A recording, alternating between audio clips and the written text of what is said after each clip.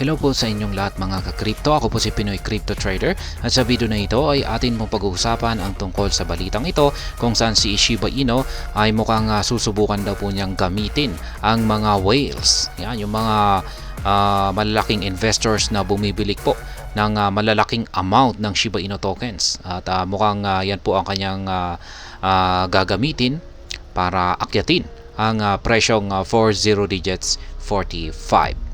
Yan, sapagkat nitong mga nakalipas po na mga araw ay nagpapakita po na mukhang nagsisibalikan yung mga whales or may mga whales na nagkakaroon ng interest sa na mag-invest dito kay Shiba Inu. Kaya yan, bago po tayo magpatuloy ay nais ko lamang po munang bigyang linaw ang aking disclaimer kung saan ang nilalaman po ng video na ito ay hindi po ito isang financial advice. For education and information purposes lamang po ang layunin nito. Maliban po dito ay nais ko na rin pong magbigay pabala na wala pong kahit anumang group chat ang Pinoy Crypto Trader. At ayan, ang sabi rito ay Shiba Inu aims to capitalize on a recent surge in whale transactions to facilitate a measured ascent towards regaining the price level at 40 digits 45. Kaya yan, itong si Shiba Inu ay mukhang iti-take advantage niya yung pagdagsa ng mga whales. Yan. Pag sinabi po natin mga whales, ay ito po yung mga malalaking investors na kung makapag-invest po sila ay yung maabot sa milyon yung kanilang puhunan dito. Kaya ayan, kamakailan lamang po kasi ay naobserbahan ang pagdagsa ng mga malalaking investors na ito. At yan po yung parang posibleng magdulot para umangat ang market price ni Shiba Inu at kanyang balikan ang presyong 40 digits 45. Kasi sa taong ito ay nagawa pong akyatin ni Shiba Inu ang 40 digits 45 na ito. Pero yun nga lang at bumagsak po siya. Pero mukhang ayan, kung magpapatuloy po talaga yung mga transactions ng mga whale dito, ay posible po na magagawa niyang balikan ang 40 digits 45 na presyo na ito. Large transactions involving SHIB spiked to a high of 3.73 trillion tokens on April 23, signaling a robust market activity. Kaya ayan na nga, yung isang pinakamalaking transaction na naganap dito kay Shiba Inu ay noong April 23. Sapagkat umabot po yung kanilang transaction sa 3.73 trillion na SHIB tokens ang kanilang binili. This figure skyrocketed further to 6.23 trillion SHIB, worth an excess of $144 million on April 24. Ayan, nagpatuloy pa ito nung sumunod na araw.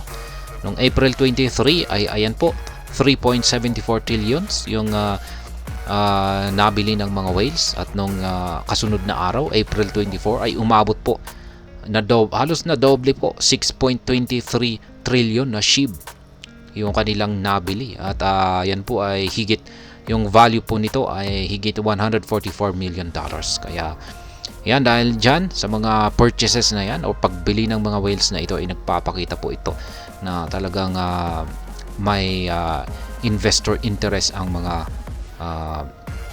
bigating investors dito kay SHIB. Between April 1 to 17, exchanges witnessed 17 consecutive days of sustained outflows as market participants moved their tokens to cold wallets for long-term storage. Ayan na rin. Nung mga buwan na nitong April 1 to 17 ay napansin daw po nila na yung mga exchanges ay sa mga exchanges ay marami daw pong mga nagwi-withdraw ng kanilang mga SHIB tokens.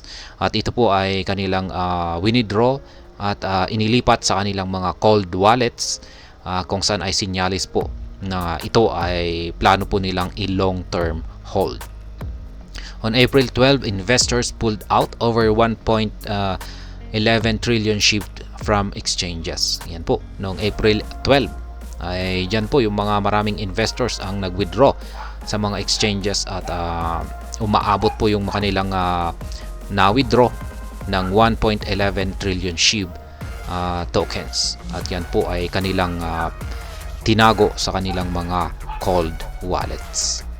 In addition, Shiba Inu is witnessing a rise in daily active addresses, which recently increased to a 30-day high of 1.31 million addresses on April 19. Ayan, dagdag pa rito ay dumarami or patuloy na tumataas ang bilang ng mga aktibong addresses dito kay Shiba Inu.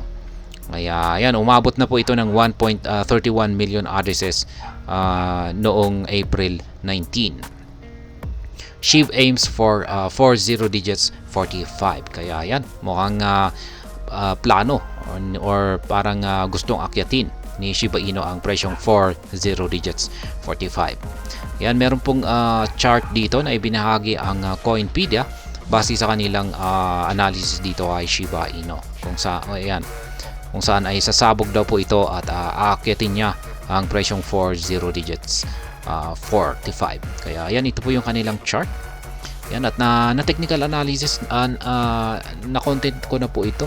Yan ang kanilang yan technical analysis ng Coinpedia Markets.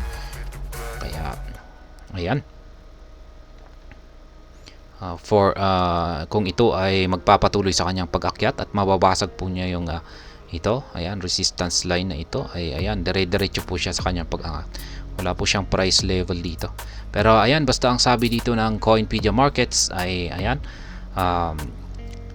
posible daw pong sumabog itong si Shiba Inu patungo sa presyong 40 digits 450. At ang posibleng isa sa mga driving force dyan or driving factors ay ang dumarami or yung dumarami na pagbili ng mga Shiba Inu whales dito kay SHIB. At ayan, hanggang dito na lamang po tayo sa video na ito. Sana po ay inyong nagustuhan ang aking paliwanag dito. Kung inyo po itong nagustuhan ay pakiclick lamang po ang like button nito. Para naman po sa mga bago lamang dito, kayo po ay aking inaanyayahan para mag-subscribe.